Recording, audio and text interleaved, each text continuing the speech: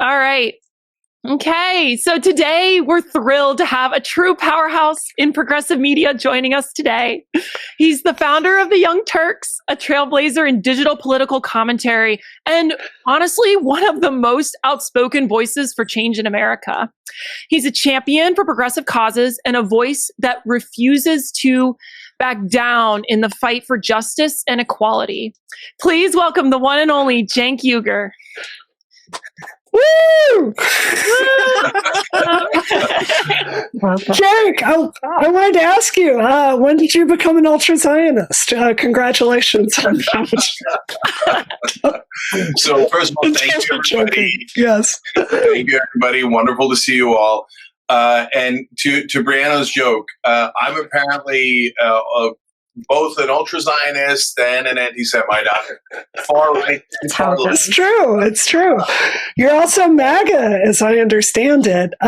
So what I wanted to say to you, Cenk, is I've probably gotten 100 emails going, how can you be friends with Cenk? And I know you've gotten the same about me. And this is literally what Dollcast is about. Like, you and I do not agree on Israel. We don't agree on other things in progressivism. It has never affected our friendship. And we don't have to share the same opinions to do good work together. And we have. And that's a lot of the mission of our show. So I just wanted to thank you for showing up today. It really means a lot. Yeah, no problem. And look, that's what we have to go back to. And right now, I'm in the middle of a maelstrom of criticism for even just not for changing any of my positions, but just talking to the right wing. And we've gotten to a place where people think that if you talk to the right wing, that's immoral or fascist or racist or something along those lines. And this country can't survive if we're not willing to talk to one another. And we won't be able to understand each other, and we won't be able to win on issues that we care about, and we certainly won't be able to convince the other side of anything if we never talk to them or we never listen to them. Yep. Well, I agree with that. So I want to really get into it, and I want to ask you some pointed questions so we can get through it. I remember the first time, Cenk, I heard you talk about trans rights, and it was positive. It was in a very positive aspect. It was back during the Bush years. I tried to find the clip to show it to people, but this was literally almost 20 years ago. And I was a trans woman that was very newly out of the closet, and I would watch your show and hear you, someone who responded to testosterone a lot better than any of us did, like advocating for my rights in an era where over on Majority Report, like Jean Garofalo and Sam Cedar are joking about ladyboys. So I've seen like a real integrity for standing up for trans rights for you for literally 20 years. And yet, this fringe move of the our trans advocates have painted you out as this like supervillain over the last 5 years, which is so troubling to me. So I guess I wanted to ask you in a personal way, like, how has this been for you emotionally to have spent literally 20 years advocating for all of our civil rights and to be talked about like you're a villain? Does it make you just want to not talk about this issue at all? How does it make you and the rest of Young Turks feel? Yeah. So look, in the beginning, it was shell shock. I couldn't believe the reaction we were getting. Now, unfortunately, I've gotten very used to it. But let me walk you through both of those things. So, however many years back, I said, look, I think that some of these positions I don't agree with. So I think that we're taking maximalist positions here on, like, for example, professional sports leagues. I think they should be able to make up their own mind and make their own decisions on whether they allow trans women into women's leagues, etc. And I thought that was just a very normal position to have because that's probably where 95% of Americans are, right? Right. Mm-hmm. And the blowback that I got was, you're a Nazi. And I was like, wait, what? And so it's, first of all, thank you for pointing out that we've been fighting for constitutional rights and for dignity, respect, equality, and justice for trans people for over 20 years. So when some Johnny-come-lately comes by and goes, oh, I just tuned into the internet and find out that you don't have the maximalist position, so I think you're against trans rights. Well, first of all, brothers and sisters, do your goddamn homework. Okay, and we had the courage to fight for trans people when almost no one was doing. That's right. That's right. Mm-hmm. So I want to walk people through what your actual argument was, Cenk, because you don't know this. When I go on TV shows, I wrote down the speech of yours because it was so good. And what you did is you went in front of your audience. You said, look, people are with trans people on everything, on housing, on education, on access to surgery, on even serving in the military. Is this one thing? Sports. The polls show they're not with you. And if you chase this issue, you're going to lose it all. And you said that, I think it was 3 years ago, and it is proven to be wildly true. So, what is the cost to you and everyone at TYT been to have told us the truth about this and to have gotten so much blowback? Well, so what I've gotten used to is folks who are other online hosts or influencers, etc. One, having extreme positions, and if anyone disagrees, calling them a Nazi, which is the most counterproductive thing on planet Earth, right? Number two, I've gotten used to them lying about us just 24/7. That's just like there's now an assembly line of lies about our positions, but so I'm used to that. But the part that, of course, frustrates me, as it would any human being, is they get good people to believe things that aren't true. Right. So, if you ask the normal person on the left these days, hey, do Young Turks, Cenk and Anna believe in trans rights? They'd probably say no, when that's not even close to true. And so it's so frustrating to have that. But look, the ironic upside here is we've done these kind of fights so many times, dozens of times throughout the 22 years of the Young Turks, right? That we're used to it. And so what will happen is a couple of years from now, people will realize, the maximalist position not only is not a good position to have in terms of electoral strategy overall, but actually hurts trans people. Right. And what will happen after that is absolutely no one will come back and go, the Young Turks were right. Thank you for protecting trans rights and doing it with a better strategy. Like that will never happen. It never happens in any fight. And it won't happen here, but we do the right thing no matter what. And here, let me give an example from my identity group to give you guys a sense of why I think it's such a bad idea. Okay. So, for example, I'm Muslim, and there was in the first term of Trump, he promised in the first campaign that there would be a Muslim ban. He tried some form of a Muslim ban, etc. Right now, this is a tiny little thing, and it wasn't a national issue. I'm just giving it as an extreme example. There was a story that we did, I think, out of Minneapolis a long time ago about some local Muslims there were demanding that a guy be able to serve at the grocery store, local grocery store, but since he was Muslim, he didn't want to touch the pork, the ham, the everything else, so he wanted an exemption from his job whenever it came to any products that were not halal.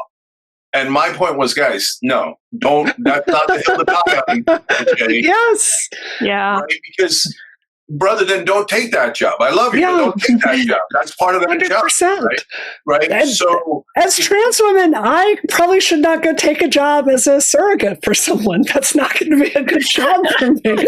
Right? Yeah. There are just some jobs you can't do because of your situation. So, and if we had insisted on that being our maximalist position, something that, whether it was a Muslim ban or any other thing against Muslims in America, would have been more likely, not less likely, because everyone would have assumed that we were so unreasonable that what it meant is that if you want to protect Muslim rights, you have to create special exemptions for Muslims everywhere.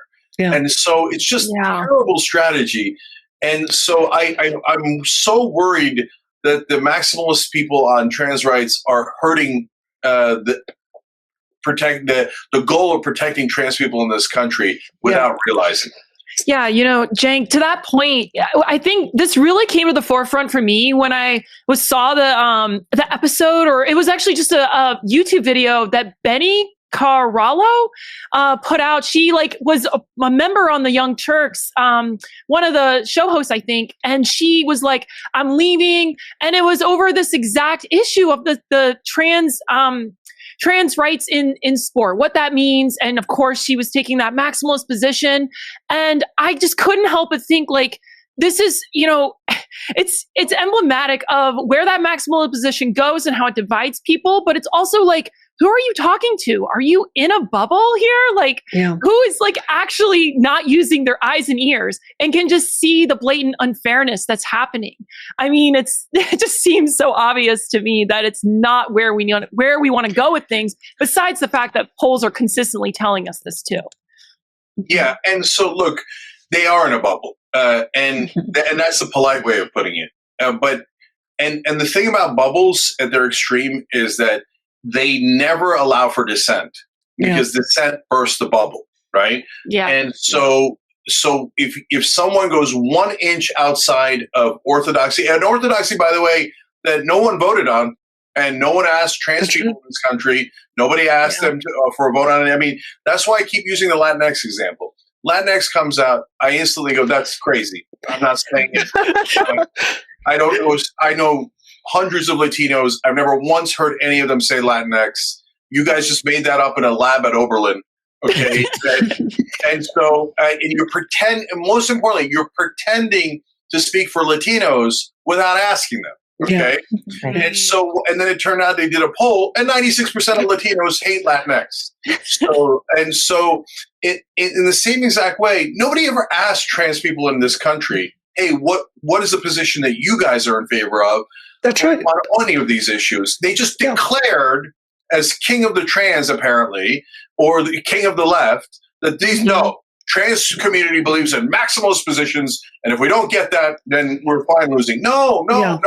Ask them. Have a conversation. Or they'll just platform certain trans people that will take those positions and make it seem like that's the dominant narrative. That's why we're here, to kind of push back a little bit and offer some more nuance. So Cenk, and I want to say this because, I think you're dead on with this. We don't feel like we have a voice in major media, the New York Times, right-wing media. None of us on the show feel like we have a voice or our views are represented in any part of this conversation.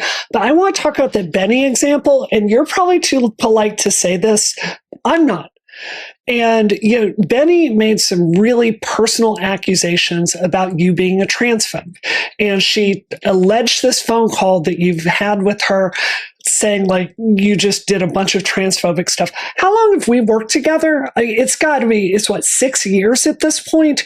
You are probably the most supportive person in my entire career at being trans. There have been days where people have gone after me. I've called Cenk nearly in tears. And in between media hits, he has taken time to be a friend for me. When I've wanted to put out ads with Rebellion PAC that were pro-trans or hire trans people to work at Rebellion PAC, he's been nothing but supportive. And I can't reconcile the person Benny is with the friend that I've had for many years, has had my back over and over and over again. And I really resent that you've got these extremists out there that are taking some of our best friends and talking about them and characterizing them in ways that just are so divorced from reality. Yeah, and unfortunately, part of that is that we're in the attention business, and it's an ugly business to be in, right? Because in the case of Benny, I gave her a platform in being a contributor in the TYT network where no one else did. That's right. And I've done that for trans folks, African Americans, Latinos, you name it, all across the board, right? And over again. And no matter how many times we get attacked, we never change our policies. We never change anything. We just keep hiring those same folks again and again anyway, because everyone's an individual. And because Benny did crazy things, that doesn't mean every trans person is going to do that. That's crazy, right? And so, but unfortunately, some go out on a blaze of glory because they think if I attack the Young Turks, I'm going to attract a lot of attention, which is unfortunately true. That's what happens every time. If people, by the way, a lot of people have left on really, really good terms with the Young Turks. And do you know who they are? Unfortunately, you don't. So that's why people, when they're going out, especially if they were not Benny unfortunately was not successful in getting a lot of views, right? And so, but the one thing that worked for her was attacking us. That's right. And the common theme that you see in almost everyone who left is, now remember everybody, don't subscribe to the Young Turks, subscribe to me. Well, okay, all right. I mean, maybe, and look, both things can be true at the same time. They could truly be in that bubble and believe the things that we think are a little bit crazy, but they don't, and they think that's great and normal and moral. Plus, they could also want the attention, right? So as long as I'm attacking people on this in this interview, I want to use another example of a former Young Turks person I'm incredibly frustrated right now with, and that's Emma Vigeland. I had subscribed to Majority Report literally since the Bush years. I was there for Break Room Live. Every bit of it with Sam Seder. It used to be my favorite show. I am really frustrated with the way the Majority Report, you have a bunch of cis people on this show that have these maximalist positions on every single part of this. You've got Emma who is out here pushing, like she doesn't have to live the reality of any of the extreme positions she's putting out there. If she says trans women should be in sports, period. If she says non-binary people need to go in the bathroom, there are no restrictions, no medical pathway, dismantle everything in sight. She doesn't have to live with any of the complications of that. She'll get praised online. It's the safest point of view, but there's no... I'm so frustrated that there's this project of extremist leftists that are speaking over us in the community. Yeah, so there's a couple of different issues there. So if Emma, Sam, etc., want to have a maximalist position, that's fine. I don't get to veto it. That's not my business. It's their show, right? And even if you're trans and you think that they're hurting the community, you just have to make a counterpoint, and there's nothing we can do about people who we don't agree with. So that part is perfectly normal, frustrating but normal, right? Yeah. And so what bothers me is not that, because by the way, there's hosts of TRT Network that have those same positions, right? Yeah. And what we do is we engage in dialogue, debate, etc., and try to inform the audience of both points of view so they can make up their own mind. My issue with the direction they've gone is, they're saying, if you don't agree with us, you're immoral. Yes. You're right-wing and immoral, and there is you're not allowed to dissent. But again, who elected you mayor of Trans World? That's right. Exactly. Or America, or the left wing. Like, I could do the same thing. I could say, hey, and I think we're more factually correct, of course, right? Which is that, hey, I believe that if you go to those maximalist positions, you're hurting the trans community. Right. And so then I could say, well, that's it. Emma, you're not allowed to say anything anymore because you're hurting the trans community. My opinion is you're hurting the trans community. So I win. Right. Yeah. Because that's, and if you look at it that way, they will say, well, that's absurd. You can't say that. But guys, that's literally what Majority Report is saying. That's literally what these other guys are saying. And then they use this excuse of you're hurting vulnerable communities. But wait a minute. We disagree on what hurts and helps vulnerable communities. In fact, I'm Muslim. So Muslim and trans people are at the very front lines of people who might be harmed by this new administration, right? And by the right way. So when you tell me I'm not allowed to have a certain opinion about my own community because I would be hurting vulnerable communities, you're not actually trying to protect those communities. You're trying to protect your own opinion. And you're trying to make it seem immoral to disagree with you on strategy and policy. And that's what I think is really harmful. 100%. Cenk, I want to jump in on that because I see a really big parallel in the incentive structures. You're talking about bubbles and echo chambers here. I think it's clear that some people, they exist in an environment where everyone around them is super progressive, and they might be, cisgender or transgender. But yet, at the end of the day, if you are advocating these maximalist positions, which are landing well because you live in, San Francisco, that doesn't help trans people who live in Texas, who then ultimately have to live with the consequences of everyone around them pointing fingers and saying, look how crazy the Democrats are on these issues.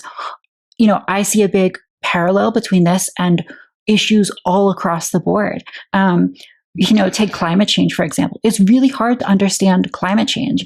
And yet, if you're on the right, there's a big incentive to just say, like, I don't really believe it, right? Because that's so much easier than going into the research and deeply understanding these complex issues. So I think we have this problem societally with information and the incentive structures around adopting positions. I wonder for you, if you see a solution to this, how do we break out of this cycle of just taking whatever position's convenient and actually get to the truth of the matter?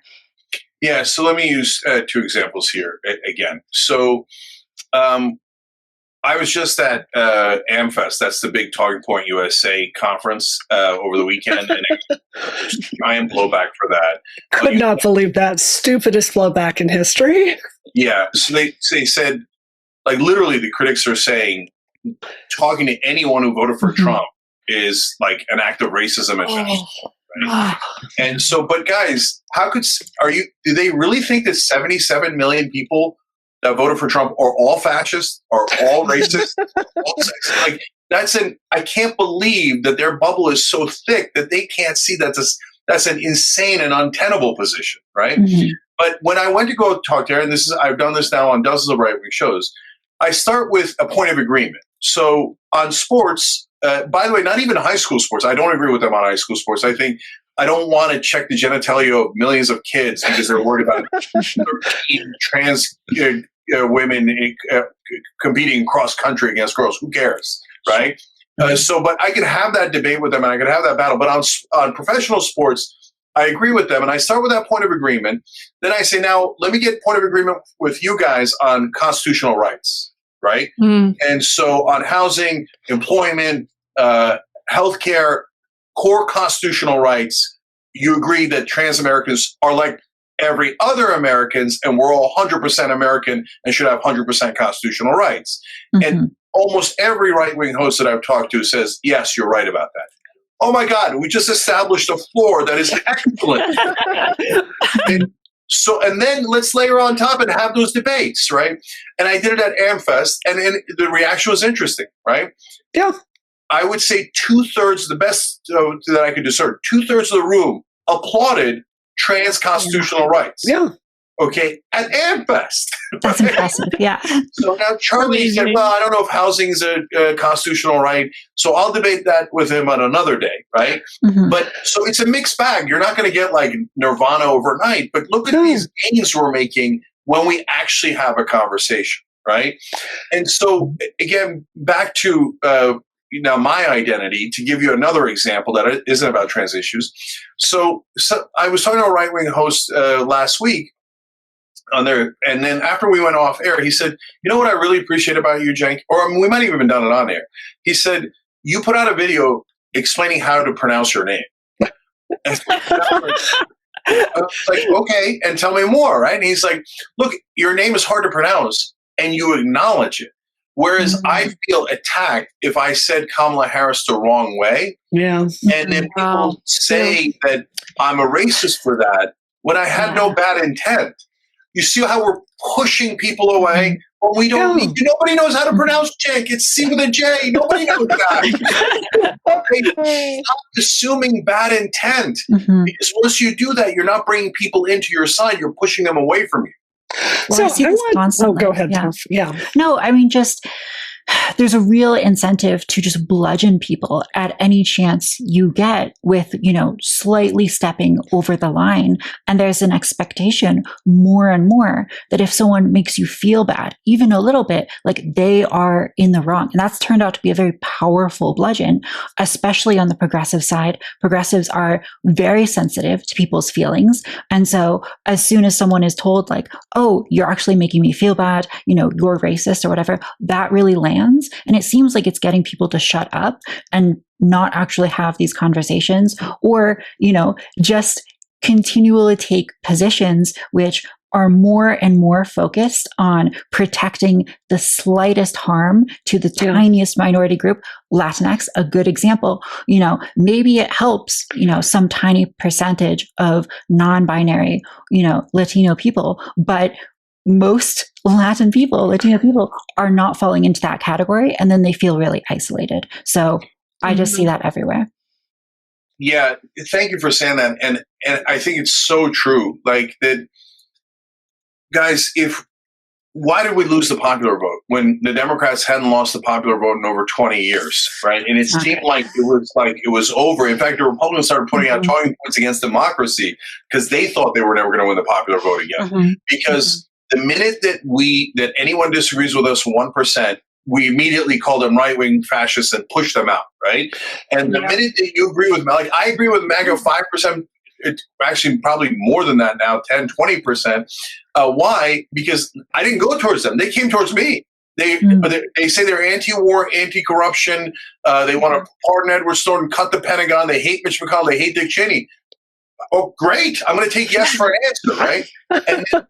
And they say, no, that's unacceptable. So when I say I agree with MAGA 5%, they say, welcome, come on in, right?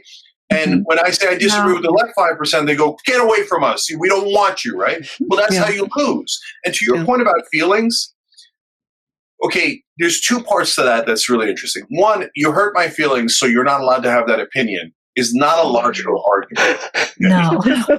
Unfortunately, it's effective, but not logical. Yeah, really. And so it's not logical because everybody has different feelings. And so if we adjust for that, we have to figure out, we have to adjust for 330 million feelings. And you can't ever get to a position that doesn't offend someone's feelings, right? So it's absurd on its face, point one. Point two is they're giant hypocrites about it because they don't actually care about people's feelings. Why do I say that? So do you think it might hurt our feelings when you call us Nazis? Yeah. But our feelings don't count.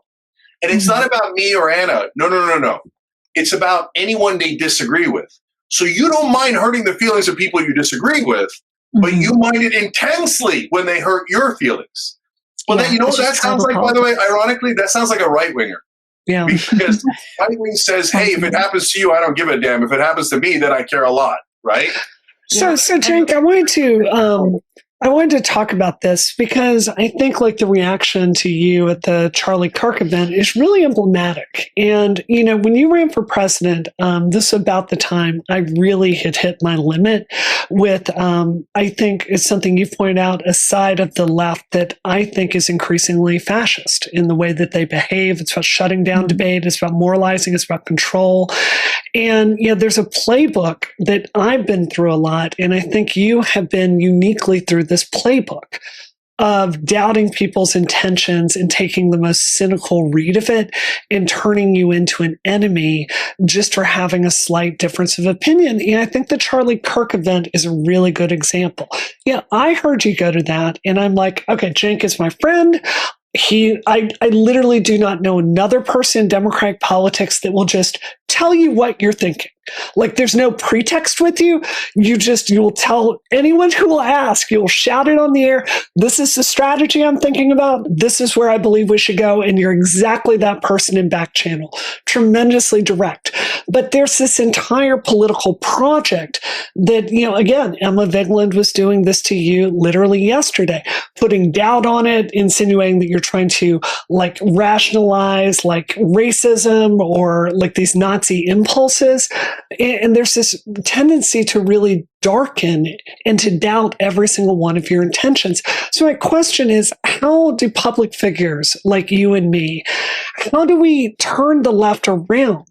Because the conclusion I've come to is as much as I am aligned with progressive politics, I think there's something so fundamentally broken within progressivism that I don't think we're going to win. And it's not because our ideas aren't good.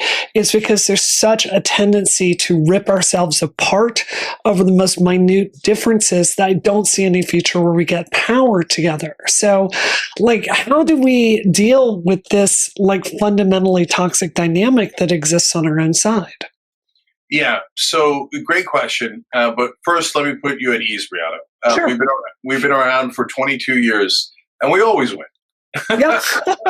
So it takes a long time, oftentimes. I mean, we went through the Dave Rubin fights and the Jimmy Dore fights, and before that, the Sam Harris fights, and and people don't even remember anymore, like Sargon of Akkad, and everybody goes, Sargon is right. That was 2 decades ago, right? So all those folks are not where they used to be, and all the people who thought, no, Young Turks will never survive this, etc. And so, but why? Because being open-minded is the correct answer. That's right. Being open-hearted is the correct answer. So if you stay on the correct course, you're going to get to the right answer. But what it requires is courage, because I know we're walking into the eye of the storm, right? And that when we diverge 5% from this orthodoxy that came out of the online community and that bubble that doesn't exist in the real world, right? That we're going to get massive blowback, nuclear blowback. Sure. But that's okay, because guys, there's no way around this except fighting through that. Like, you're not going to be able to politely change people's minds. I find this a disappointing answer, though, Cenk, because I think there's something structurally that is broken in the left right now, and it's more broken than it was 20 years ago. It's very fast to get moralized. The attention economy has made it so there's so much clout in us going against each other. Do you really not think this is a structural problem that's getting worse? It's a structural problem, but we're going to get past it.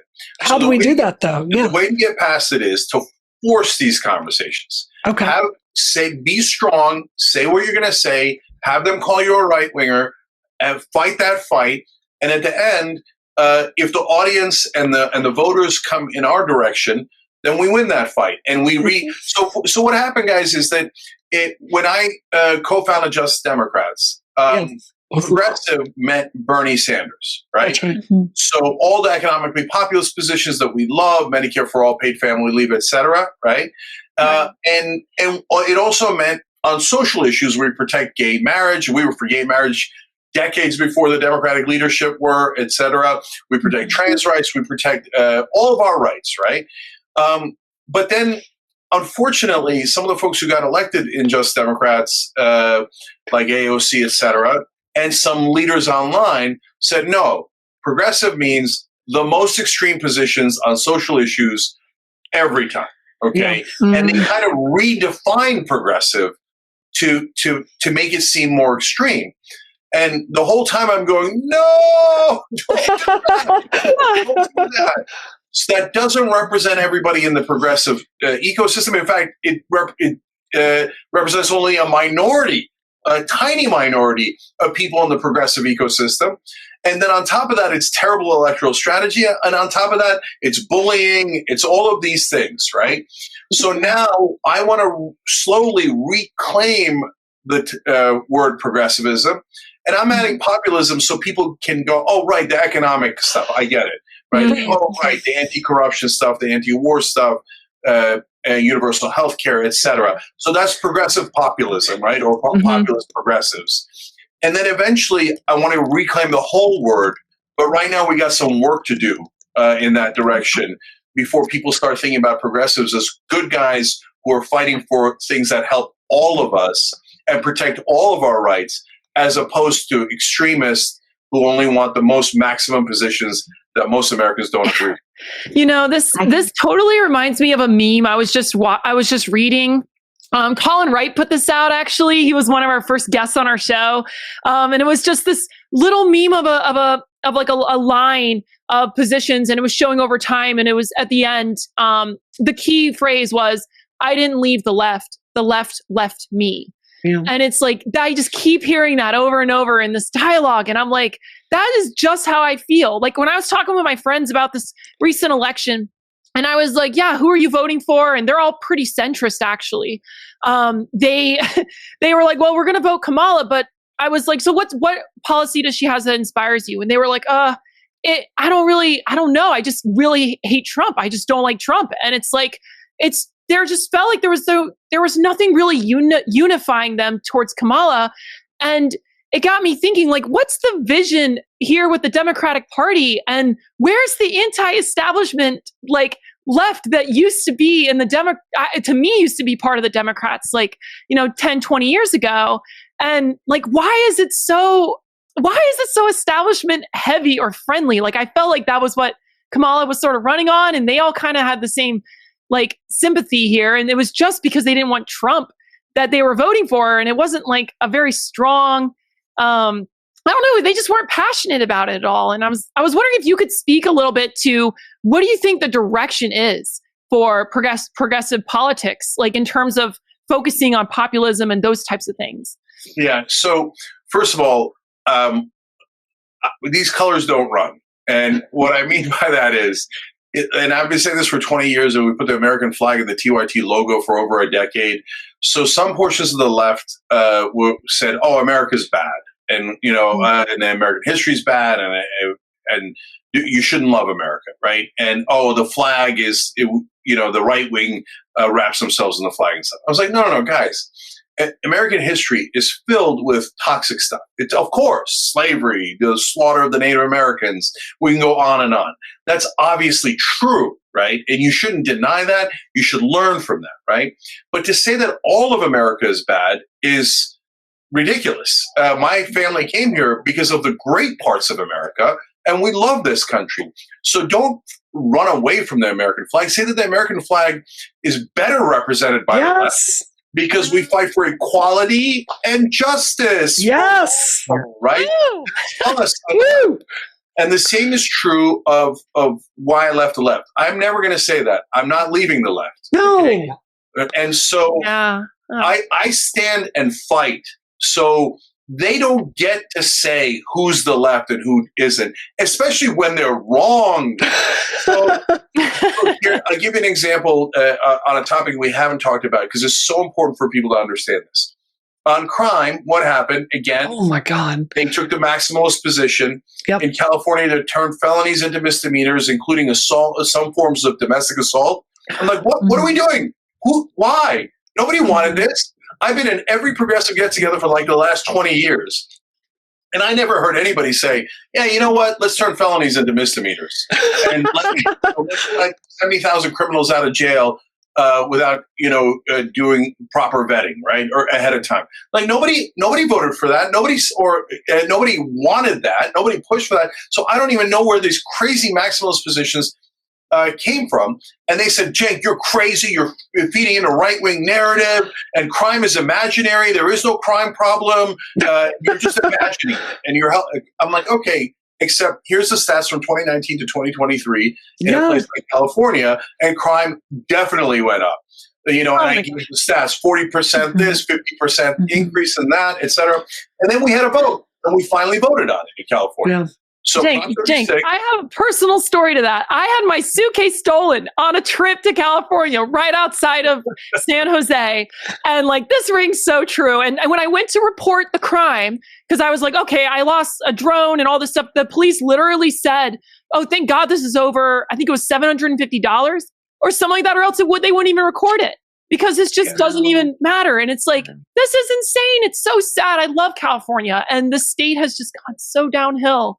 Yeah, so $950 was the limit, and then underneath that it becomes a misdemeanor. But the problem was that misdemeanors get pled down to nothing, so people were just walking right out the door, right?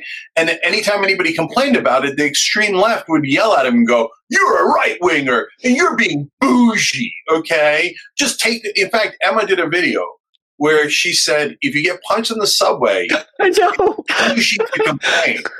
I'm like, no, it's bougie not to complain. Because it's the working class that's getting punched in the face in the subway. There aren't billionaires in the subway getting punched in the face, you knucklehead. It's the working class. And so wait, we're supposed to, we went from, hey, if you smoke a joint, you shouldn't go away for life. That's mental, right? You shouldn't go to jail at all for smoking a joint, to let's let out criminals because that's the left-wing position. No, it's not. Wait, are you saying, for example, the trans community, and again, the Muslim community, are we pro-crime? No, we're anti-crime. Yeah. Crime gets done to us, right? Yeah. We're very, very anti-crime. So do not speak on our behalf and tell us that, it's no big deal if there's assault. You're bougie to complain if you're trans and you got assaulted. But of course, they don't say that. They say if you're trans and you got assaulted, that's awful. Yeah. But if you're a white male, or even if you're an African-American woman and you're working class and you're on the subway, then maybe it's not awful that you got assaulted, and you should shut up about it. Otherwise, you're helping a right-wing narrative, right? See, they do this to trans people, Cenk. They say, like, look at the bathroom situation, the we spot thing in California, right? A sex pervert goes in there, abuses a loophole in California law to walk in, has an erect penis, and just has a fetish showing this to women. And, like, for me as a trans woman, I'm probably more angry about this than a lot of, like, cis women are, just because it puts my rights at risk. It makes us look like perverts. And it's like, nobody asked me or anyone on the show about that policy. It's terrible. And this is the fundamental problem, is the progressive move. Anytime, like, complications from these policies we've advocated, like defund the police, every time it comes up, it gets like, they just want to pretend all these complications aren't there. If we are progressive, we are talking a big structural change, top to bottom. We have to have a wide electorate that we can work with, some of which is going to be more right-leaning, some of which is going to be more left-leaning, which is why it's so critical we don't fall into this rabbit hole of identity politics. It's got to be economic in nature. It's got to be about dignity for everyone. And what I want to do sometimes is shake these hosts and go, like, go run for office. Because when I ran for office, I had to go do things like talk to the elevator union. And let me tell you, the guys that go to, like, union school to learn how to install elevators, they're not sitting there, like, reading about queer theory, about non-binary pronouns. They're working class people that have to get up at 4 a.m. and work till 10 o'clock at night to go hit a deadline. That's who we say we represent. So I don't know why we're so unrealistic about that. Really, yeah, awesome. 100%. And to finish the thought about, okay, well, who actually represents the Democratic voters and voters on the left? So on that crime issue, California had a Prop 36 that took those misdemeanors and brought them back up to felonies, right? Being tougher on crime. So if the extreme left was correct, well, that would fail because California is overwhelmingly Democratic. It passed with 70% of the vote. Of course it did. Democratic voters going, no, you misunderstood what I'm saying. I am not at all pro-crime. I hate crime, right? And then in Oakland, they had a defund the police mayor. They recalled her, and the vote was 65-35 in Oakland. Yes. So meanwhile, people on these extreme left hosts are pretending that they represent black and brown communities, and we're not allowed to disagree with them on crime because we would be hurting vulnerable communities. I'm like, you knuckleheads, you guys sound racist. You're saying brown communities by protecting criminals. No, the black and brown communities in Oakland just told you to shut the F up. The 65-35 recall vote. When is it going to get through your thick head? You do not represent the left. You do not represent Democratic voters. And anytime they have a chance to show it to you, they do in overwhelming fashion. I think the thing is, whenever you go to war with reality and just surround yourself with yes men and people who are telling you what you want to believe, you lose. You can't win against the real world. And we see that happen again and again. I want to go to Kelly in just a moment, because I believe she had another question as well.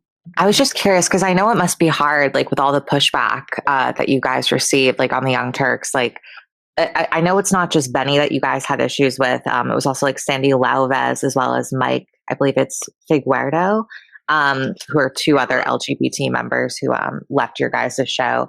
And it's like, do you ever just find yourself like, because I know like one of these issues was because you guys refused to use the term like birthing person or your position on trans people in sports. Do you ever just find yourself wanting to go down that right-wing pipeline and just give up on even trying to support the left? Because I know it can just probably get so exhausting after doing this for so many years, you know? Yeah. It could be profitable. So a couple of things. Mike was not a contributor. He was part of the network earlier. He had left a long time ago. So I don't know what he's saying these days, but people make up stuff all the time. So those folks are never going to change my policy opinions to answer the core of your question, right? Mm-hmm. So it's not, and I get why and I wrote about this on X the other day. I get why regular people, if you call them a fascist, racist, even if they disagree with you 5%, just 5%, are going to go, okay, then I hate you guys. I mean, you're telling me you hate me. You're calling me crazy names and you're pushing me out. So I guess I'll go be a Republican, right? That's how a normie reacts because they're not in politics. And so they don't know all the different policies. They just know, oh, you guys hate me. So I guess I must be MAGA, right? And that's why they're winning these elections. But we're not going to do that because we care deeply about policy. So I'm not going to be, oh, they offended me or, oh, they hurt my feelings. So I'm going to change my policy positions and I'm going to go support MAGA or become a Republican or be against trans rights. No, I'll never, ever do that. And they're not going to get us to move on our principles where we disagree, but they're also not going to get us to move on our principles where we agree, right? So that's not a helpful way to go. On the other hand, back to the point I think Brianna was making, or one of you guys were, about Emma, right? So like now we all got bad feelings, etc. But I don't think that Emma's an evil person, and she's sitting there going, "Woo ha ha ha!" I'm going to get them stuff. I'm sure that in her own mind, she went down this rabbit hole, and she really believes the things that she's saying, right? But what's really interesting is that I saw her recently saying that being anti-establishment is bad. I was like, wait, what? Oh. I mean, the one thing that all progressives agreed to was we're fighting against the establishment. We were fighting against Hillary Clinton and Joe Biden, et cetera. And it feels to me like they have now started to shift their positions to being pro-establishment, which is a mind trip. Well, I think that's Because accurate. because they caught feelings about the populist left or something. And they're like, oh, if you're on Bernie's side, then I guess we're going to take our radical positions and go on Hillary's side or something. And I'm like, well, have you guys lost your minds? Like, what are you doing? If in this next primary in 2028, they go and support a corporatist like Pete Buttigieg or Gavin Newsom instead of a populist candidate, that'll be a marriage of like, total insanity in the Democratic Party, and it would betray progressives more than anything in the world. And so I hope they don't go in that direction. I hope they regain their senses over the next 3 years so we can actually coalesce in the most important primary we'll ever have in our lifetime in 2028, and then pick a populist progressive that can actually win the primary and win the general election. I want to ask about those principles because they're coming up again and again. And something that is sort of an undercurrent of this conversation is whether you prioritize strategy and optics and rhetoric or principles long term. And one of the things that I'm hearing from you, you mentioned earlier that progressives are always winning in the long term. Do you see making concessions on these maximalist positions as a temporary thing that you're doing in order to build bridges? Or is that something that you really believe that the maximalist positions are incorrect? Where do you land on that? And what does your strategy look like in terms of, tactically avoiding taking a more extreme position that you might actually believe in? Yeah. So right now, I have the ability to just stick with the positions I believe. Whatever you believe in, yeah. So as it turns out, most of them are very popular. Okay, so in a sense, I got lucky there. But I also don't emphasize the positions I have that are not popular, right? Mm-hmm. So the example I use at AmFest, and I'll use it here, is I'm extreme on gun control. I don't think you should even be allowed to have a gun inside your house. I think you should be in a locker and you go and get it to go hunting or whatever. Wow. And so that's the rule in Japan and many European countries, and it's actually globally is a very moderate position. But in America, that would be extreme left. Yeah. I don't think you'll get that passed, Cenk. I don't think that will be successful. And Brianna, that's exactly my point. Yeah. Look, I think that that position would save tens of thousands of lives, and that's not theoretical about you offended me and hence trans people died, and I'm not even bothering trying to make a logical connection, right? That is literally on gun control. Tens of thousands of people die because I think we have the wrong position. But am I going to stake the Democratic Party's electoral chances on that position? Hell no. Right. Hell no. Right? Because why would you die on an unpopular hill? That's insanity, right? Yeah. So right. I'm willing to sacrifice positions that I deeply feel and I'm attached to and I'm positive would save lives. because you're not going to save those lives if you lose the election because you insisted on a maximalist position on any given issue. So for God's sake, we have to be, I'm not asking to be practical in the old school so-called moderate corporatist ways that mainstream media pushes. Oh, let's just be reasonable and give another corporate tax cut. No, that's not a real compromise. That's not where the American people are. But if you don't compromise on where American people actually are, well, you won't win, and that doesn't help anyone. I think that's so well said. I mean, there's all kinds of policies. I personally want, look at the non-binary stuff. I have no issue with non-binary people. I will call people whatever pronoun they want.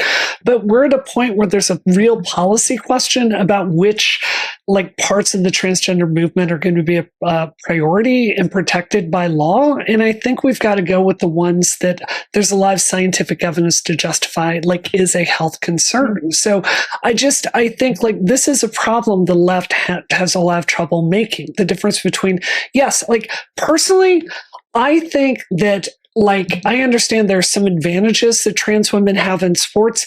Given the amount of suicidal ideation I had as a child, I think it's probably a wash. If you just count it, I'm a fairly skilled runner myself, but I didn't have that training at a young age just because I was slitting my wrists all the time, right?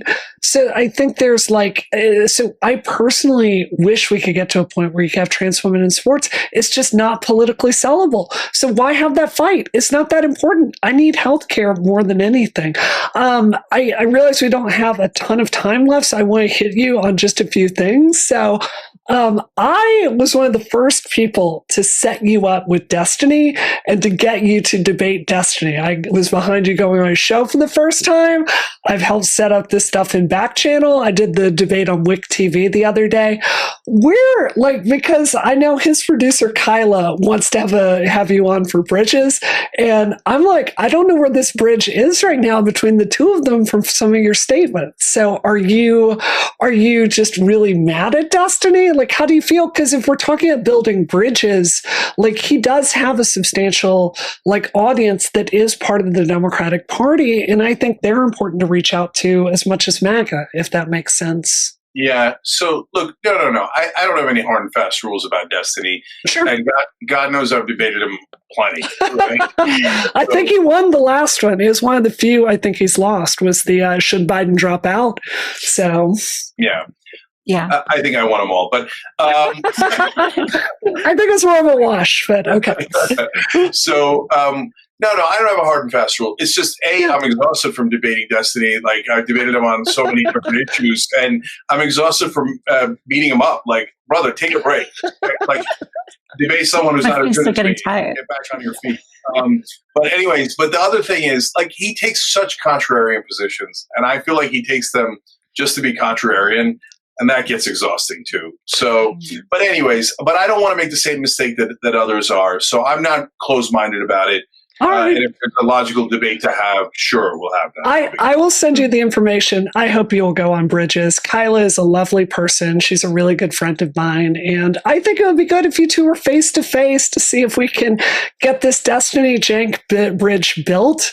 Because I think, I know both of you really well. And I think both of you are fundamentally good people. And I don't think you have to agree on everything to do good work together. We all agree, these next 4 years of Trump are going to be really tough and that the rule of law is really important. So I think just starting from there, I think it's a good conversation. Yeah. No problem. We'll figure it out. All that stuff will sort itself out. It's not that big a deal. I mean, Amazing. There's now this theme online that, again, the bad faith, far left is taking, which is Cenk won't debate the left. I've debated Destiny 14 times. I debated Hassan for 4 hours just a month ago. I talked to Crystal Ball. I was on Brian Tyler Cohen today. I'm on with you. I mean, it goes on and on and on. Yes. It's all bad faith. I don't know anybody who discusses and debates both the left, the right, and the middle more than I do. So if somebody says I'm not debating enough, they might not have turned on a computer in a while. Amazing. All right. So I have a personal question for you. This is on my list of stuff. as I've gotten to know you over the years, I have the sense, like, if I think of an individual that testosterone really agreed with more than anyone on the show, you are literally the first person I think of. So I have always wanted to ask you, what is it like to have experienced testosterone, and I presume to have enjoyed it? I do. This is another thing that was forbidden to say, by the far left. No, I love being a male. That's awesome. And look, it's in my nature. And so, look, when I was a kid, I talk about this on the Young Turks, plenty of times, especially in our bonus episode for the members when we tell like more personal stories. So when I was a kid, I used to get into fights all the time. And the reason was because I liked fighting. But I never got in trouble for it. And the principal was like, I don't understand how you're in this office every single week for a fight. But I can't ever suspend you. I want to suspend you so bad, but I can't because you never started the fight. So what the hell's going on here? I never explained to him my secret. My secret was I would let the other guy take the first punch. I just say, wow. Punch me in the face. I don't mind. Okay. Because I'm a male. Okay. and so I've got testosterone on overdrive here. Yeah, you too. And so eventually, I like the taste of blood in my mouth. Like I'm a fighter through and through. Okay. You can tell. We know. And so eventually I realized, wait, let's do this in a more societally acceptable way. So I became a middle linebacker. And then there's this funny story where they carried our high school football games on local public access back when that existed, right? And the guy doesn't know how to pronounce my name, and he tells a story about how our football coach suited up during practice. He said, you can hit me because he's kind of a young guy in the shape and stuff. So he comes over the middle. I didn't like him much at all anyway, and I leveled, okay? And so the announcers tell that story, and then after I crunched some guy coming over the middle in the game, and they said, that's Cenk Uygur. He'll hit anybody. So is this testosterone going into your brain? Like, are you just like, this is the super serum? Like, what was that like for you? Because I remember experiencing and going like, this is hell. I cannot think straight. Ew, it's doing all this stuff to my body. Like you must have loved all of this. No, I did. And so I had when they were doing a smear job on me when I was running for Congress in 2020, I had an LA Times reporter call me and ask me, is it true that you like women? Yeah. I'm like, wait, is that illegal now? Is that not acceptable now? So, yes, I like women. Look, and part of the reason I tell people that is because don't be ashamed of who you are. No. Yes, right. Yeah. Right? And, if you're male, female, you're trans, you're gay, there's nothing wrong with any of that. Okay. Right. We don't fight for just some people. We fight for all people. We don't fight for some rights. We fight for all constitutional rights. Right. So you have a right to be anyone you want, have any gender identity you want. And it's also okay to have the gender identity of fucking male. Right? I love that you're saying that. I just love that. I got 3 younger brothers, and this was always a sticky point for me trying to bring them over to the left at all, is they're like, I can't be proud of who I am if I'm believing in the intersectional model where it's like this white guy at the top and you're automatically an oppressor based on your identity. And it's like, how can we, that's where we want to rescue the left, is we want to bring them back and do exactly what you just said and celebrate all of the different identities that make that possible, including cis white men or men in general. Like, it's just, we need to bring that back. And I'm glad to see you like putting that here. Yeah. And look, let me add one more thing to that.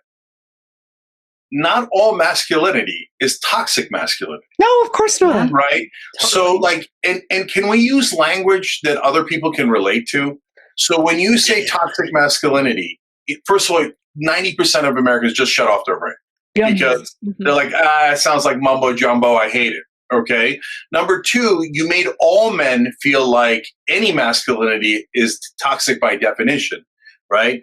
When in reality, if you just said to them, hey guys, if you're right wingers and stuff, do you like guys who beat up their wives? They're all going to go, no.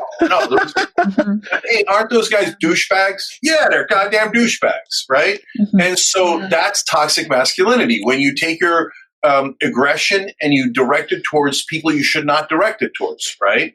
And so, whereas normal masculinity, there's nothing wrong with. There's nothing wrong with masculinity. And so, when the left says or implies accidentally, I hope it's accidental, that there's something wrong with masculinity, guess what you're going to lose? Male voters. Is this rocket science? Not rocket science, is it? Right? And one more thing about that. I noticed, me and Anna noticed a couple of years back that when, like, if there was somebody being criticized, a Karen or someone who was right wing, etc., people started adding in adjectives that they didn't need. Saying, white women shouldn't do this. Well, look at that white woman doing this. I was like, wait. Why are we talking about her being white? How is that relevant here, right? Yeah. So sometimes it could be if it's a racial issue, but then they would insert it into non-racial issues.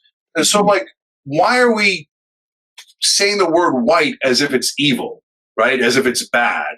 Or saying the word woman as if it's bad, right? Like, what are you guys doing? Snap out of it. Snap out of it. As progressives, as people on the left, we're supposed to be for everybody. Right? Yeah. We're not supposed to make the same mistake that the right wing does. Right wing historically in this country protected privilege of certain people, white males, blah, blah, blah, blah, blah, right? Yeah. Doing that exact opposite and protecting the privileges of minorities as opposed to white people or males is not any better. It's right wing in a different direction. Yeah. So, Cenk, I've got to tell you, my favorite Cenk moment of all time was in your first debate with Destiny, where he was talking about somebody getting hit in the face with a skateboard. And this is the most male thing I've ever seen anyone do. And you go, skateboard, like getting hit in the face with a skateboard? That's nothing. And I was just like, yeah, that's the Cenk I know. It was so over the top. But also, like, the other day on Piers Morgan, like, you really lost your temper at Dave Rubin. Like, it was a spectacle. Is there, like, I'm so torn because he has always been so kind to me in every interaction I've ever had with him. I understand, like, there's a lot of history there. Is there any way that bridge gets rebuilt, or is it just on fire forever at this point? No, on fire forever. No. Okay. Forever fire. Yeah. I mean, look, if he did the biggest apology the internet's ever seen, okay, I'm a guy, I'll listen, right? But he told about a dozen lies about the Young Turks that were so outrageous, so fabricated, out of like, when I see someone making up things that don't even have like a plausible, well, he said that and maybe he meant that, right? Okay, all right, maybe you wanted to interpret that. But when you make up something out of whole cloth, that shows to me overwhelming bad intent. So those are the two guys I have in that bucket are Dave Rubin and Jimmy Dore.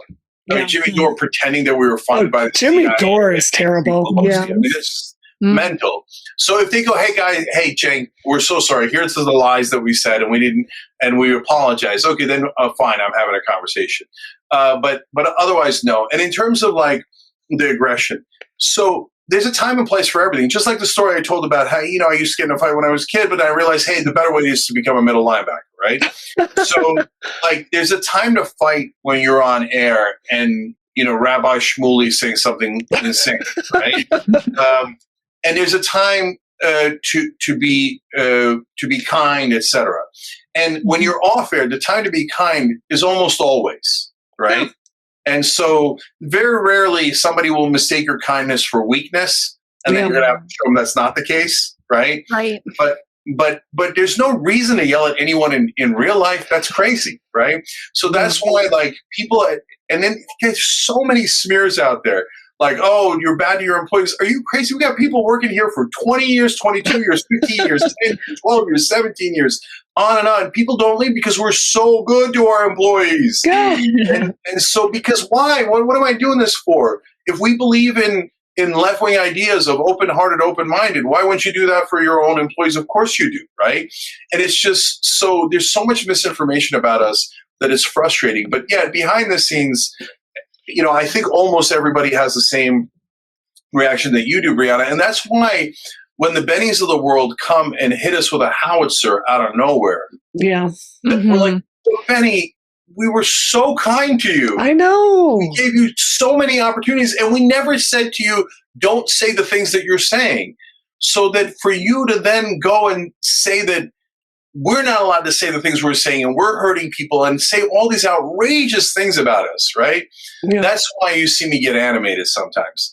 And it's not a value judgment, Cenk. I love it. It's in the place to lose your temper is on Piers Morgan. Like, it's a circus. That's the entire point of that show. So it's good entertainment. It's just like, I guess it's like I spent today writing emails back and forth with Jesse Singal, trying to just find a way to stop being enemies publicly. And it involves some apologies. So I'm just saying, I don't know. I think the next 4 years are going to be so tough that any bridge building we can do is helpful, but I really understand where you're coming from at the same time. Yeah, it's not Dave Rubin's positions that I would never speak to. It's him. Fair enough. It's And so look, last things on that. Right? Look, we've also got to give each other space to be in good faith. That if you assume that everyone who disagrees with you does it in bad faith, that's not the right way to go. And then, of course, there are times when somebody is in bad faith. Like my original co-host is Ben Mankiewicz. He's now the host of Turner Classic Movies. Yeah. He's a wonderful guy. And his dad was a kind and gentle soul. Frank Mankiewicz was the press secretary for Bobby Kennedy, ran McGovern's campaign, etc. And everybody loved Frank, his gentle soul. He was in World War II. And he's the guy who put the bombs in the little missile launcher, etc. And I said, "Do you know if you killed any Nazis?" He's like, "I don't know. I was just trying to make sure I didn't lose my fingers." Right? He put the thing in. But my point is, even Frank, the kindest, gentlest soul, well, when you're at war with a Nazi, you got to fire missiles at him, right? So, but don't assume that the slightest altercation is World War II with Nazis. Yeah. Don't go to firing missiles until there's actual Nazis on the other side, right? Yeah, so you got to be able to make those judgment calls. And I'll connect the skateboard thing to it. Like Kyle Rittenhouse shot those two folks. One threw a plastic bag at him and the other one hit him with a skateboard. And I know that a lot of people say, oh my God, that if somebody's hitting me with a skateboard, of course I get to shoot him in self-defense, right? But to me, no, brother, he didn't cross the Nazi line, the mortal line. Right? To me, I can take a couple of hits with a skateboard. No, you can't. I don't want it because I don't want to end that guy's life. I don't want to end that guy's life. And I want people to get there where we don't want to end each other. We just, and sometimes take a hit. And it takes more courage to take a punch than to throw a punch. It wasn't value judgment, Cenk. It was just so macho and cute, and I thought it was really adorable. I think Taff had a couple of questions for you. So, I mean, I would love to have a broader conversation with you about the tension between identity politics and class politics, but I think it's beyond the scope of the discussion. Just for the moment, on what we've been talking about, I think that there's a real valuable insight in the idea that sometimes we need to go through a bit of suffering in order to come out better on the other end. Earlier, we were talking about that tendency in the progressive universe not to do that. I was just reminded, like, trigger warnings, famously, they don't actually improve people's ability to read things with resilience. They actually make people more upset and more emotional because it seems like it primes people to be upset. And so there's a way in which, allowing people to just sit in a little bit of discomfort, a little bit of suffering, they actually grow from that and they realize they're stronger than they maybe thought they did. So on that note, I think I would just want to thank you for bringing that masculine force into politics and that willingness, to say things and to be disagreed with and to be attacked, because we need people who are willing to put themselves out there rather than just go with whatever the group is saying, because that's easy. So yeah, thank you. Well, thank you for saying that. I appreciate it. One of the kindest compliments I got, or most badass compliment, let's put it that way, was from Arian Foster. So he was a legendary NFL running back, and he's on the left wing. And I was on his show, and he was talking about all the combat that I do with the right wing, et cetera. And he said, "You're kind of the sword of the left." And I was like, that's the best compliment I've ever got. And so it sounds like a Game of Thrones thing, and I love it. Oh, and the other one was Ida Rodriguez said, "You're an intellectual thug." You're like, hell yeah. By the way, she said the same thing about Anna, my co-host, Anna Gaspari, right? And I love that. I love being an intellectual thug. I love being the sword of the left. But if you're going to do that, you're going to get hit with a couple of skateboards. And that's I think of you more as like a tiger at the zoo, and you never know when you see the tiger. He could just be hanging out, or he could be eating someone, and you just never know which jank you're going to get when you're not domesticated. You're not quite domesticated. That's true. That's true. I'm definitely not domesticated because I do not obey. And so internally we joke about Piers Cenk and Lex Cenk. Yeah. So on Piers, I fight because they talk over me, and this is a very common tactic of the right. They'll just monopolize the time, and then they'll say outrageous things and won't let you respond. So that's not going to happen on my watch. You're not going to talk over me. I'm going to talk over you. Okay. So, but in situations where people are not doing that and they're just having calm, rational discourse, I never yell. Right? Never. So when I was on Lex Friedman's show, we did a 4-hour discussion, and people were like, "Whoa, I didn't know you could have a normal, calm discourse." And look at these interesting intellectual points he's making about corporatism versus capitalism. Yeah, if someone just asks me a normal question and then lets me respond, we're going to have an adult conversation. And that's beautiful, and that's what I prefer. But if you poke the tiger, you're going to get the tiger. So let me ask you one more question before we go, Cenk. One of the reasons, like all of us on Dollcast, like my life was much better before I came out as publicly trans. It is much worse now in many ways. J.K. Rowling attacked me a few days ago. It's led to ungodly harassment. I got people there is a project to degrade me that has a cost. But, at the same time, I think the reason we're all doing this is we realize trans rights are not going to survive on this course. Trans rights have always expanded from the middle and talking to a broad audience. It seems like this last decade of being in the fringe and trying to push it towards the fringe, it seems like there's been a really big backlash. So I guess I have two questions. One, do you think that what we're trying to do on this show, your analysis as a political professional, is this the right tactic for the trans movement? Real conversations across the spectrum, open, honest, more centrist. Is this the right move? And if you were in charge of the trans movement tomorrow, let's pretend it's that Onion headline, man put in charge of struggling feminist movement. Let's just say trans people elect Cenk as the president of trans rights. What would you do specifically? What would your top priority do? What would you change about our movement to get it back on course? Yeah. So first of all, of course, you guys are doing the right thing. At a bare minimum, just to represent the diversity of thought within the trans community has to be a good thing. Yeah. And if people say, no, we don't want diversity of thought, some trans people should shut up. That's crazy. That's nuts. Right? We get that. So I love that you guys are not obeying. And I love that you're putting out a perspective that a lot of people in the trans community agree with. And then the product of these discussions, centrist, left, whatever else it might be, is going to get us to the right answer eventually, right? Yeah. If you don't have those conversations, you never get to the right place, right? So I think you guys are doing an incredible job here, a great service, not just for the trans community, but for open-minded conversations, period. Yeah. So thank you for that. And then in terms of the question you asked about what would I do if I was in charge of the trans community, I agree. funny thought. But by the way, non-trans people are also allowed to have opinions on that. Sure. Right? Oh, yeah, totally. And so sometimes people will say men shouldn't be allowed to have an opinion about abortion. No, No, that's. I don't think we're running this so well, Cenk. We could use all the help we can get. So. No, we're all allowed to have opinions about everything, right? Yeah. And so, what I would say is as I'm doing on the right wing shows, I would say draw the line on professional sports, right? And say, I get it. The American people are not there yet. And if you want to make that argument, keep making a moral, persuasive, ideological argument while acknowledging that you haven't won yet, right, on that issue. I would say on constitutional rights, they are non-negotiable. We're either all 100% American or we're not, right?